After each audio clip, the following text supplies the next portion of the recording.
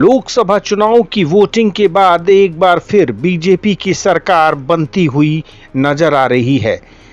तमाम चैनलों के एग्जिट पोल लगातार बीजेपी को बहुमत की ओर दिखा रहे हैं, यानी योगी आदित्यनाथ का निशाना सटीक जगह पर लगा है, क्योंकि एग्जिट पोल में यूपी में भी बीजेपी को बम्पर सीटें मिल रही हैं। हालांकि एग्जिट पोल के जो रुझान आ रहे हैं उससे साफ है कि बीजेपी के नेताओं ने इस चुनाव में बहुत दौड़ लगाई है। वहीं दूसरी ओर इंडिया गठबंधन एक बार फिर 2019 की तरह धंसता हुआ नजर आ रहा है। कुछ दिन पहले की ये तस्वीरें हैं जब राहुल गांधी का स्टेज टूट गया था। अब एक बार फिर प्रधानमंत्री बनने का सपना भी टूटता हुआ नजर आ रहा है। तमाम चैनलों के एग्जिट पोल इंडिया गठबंधन को 150 से भी ज़्यादा सीटें नहीं दे रहे हैं। कईयों ने तो 100 के आसपास ही रखा हुआ है।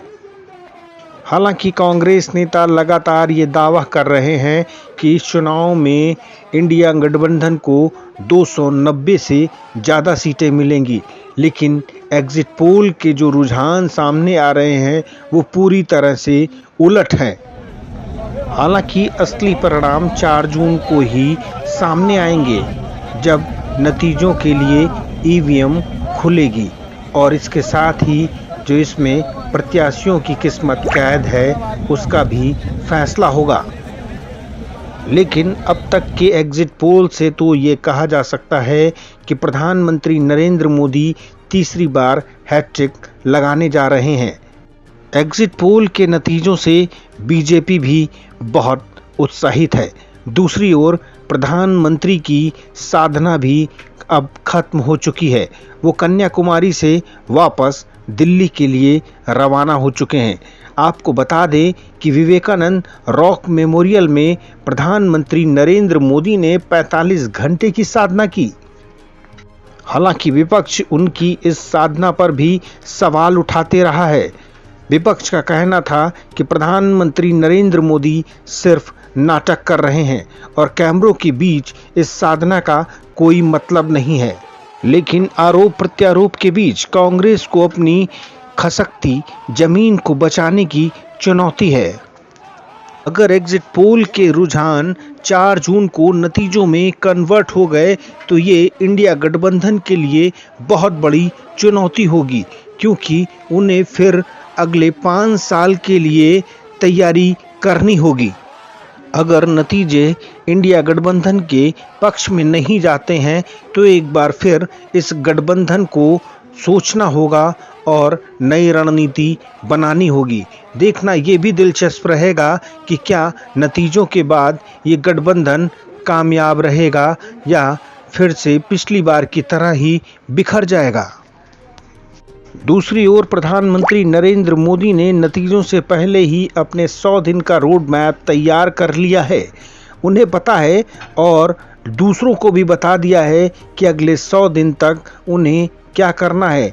यानी बीजेपी अपनी जीत को लेकर के काफ़ी आश्वस्त है और एग्जिट पोल के नतीजों के बाद तो उसका हौसला और भी बढ़ गया है। हालांकि कई टीवी चैनल्स बीजेपी और एनडीए गठबंधन को सिर्फ 300 सीटें ही दे रहे हैं, यानी 400 का नारा कई चैनल पार नहीं कर रहे हैं, जबकि कुछ एक चैनल्स ने बीजेपी गठबंधन को 400 पार तक पहुंचा दिया है। जहां एक और एग्जिट पोल के आंकड़े बीजेपी और एनडीए के लिए 300 से 400 के बीच में झूल रहे हैं, वहीं दूसरी ओर इंडिया गठबंधन का ये आंकड़ा 100 से 150 सीटों तक ही सिमटा हुआ है।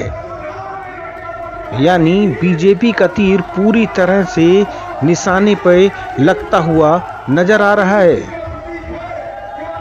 जबकि उत्तर प्रदेश में योगी आदित्यनाथ के सामने 2 लड़कों की जोड़ी एक बार फिर एग्जिट पोल के परिणामों में गोते लगाती हुई नजर आ रही है।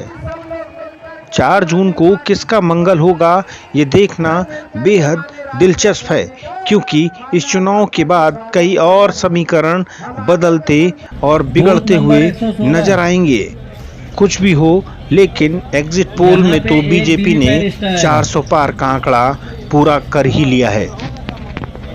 109 टेबल नंबर, बूथ नंबर 109, यहाँ पे भी एक वीवीपैट लिस्ट आएगा।